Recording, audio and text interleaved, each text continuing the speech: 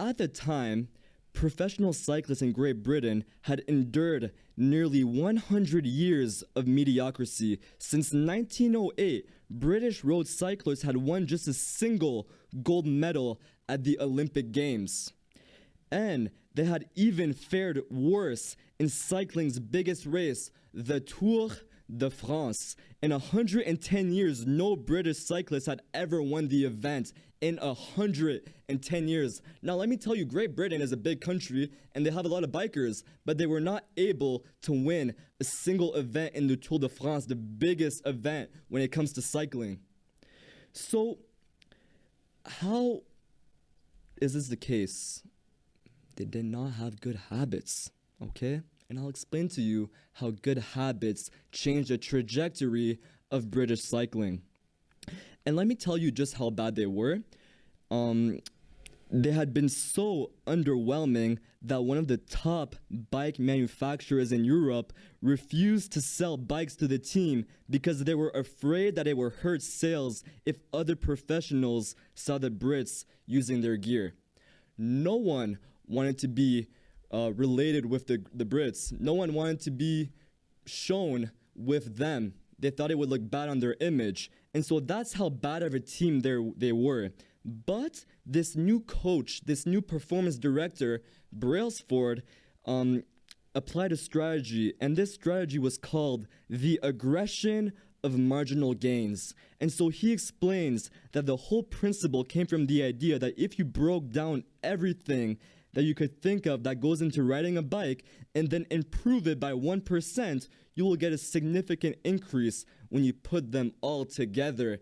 And that sounds pretty familiar, right?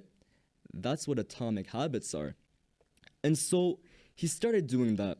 They redesigned the bike seats to make them more comfortable and rubbed alcohol on their tires for a better grip.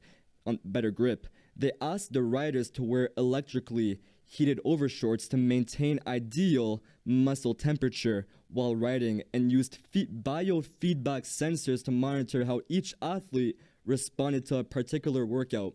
But they took it even further in areas that were often overlooked. For example, he tested different types of massage gels to see which one led to the fastest muscle recovery.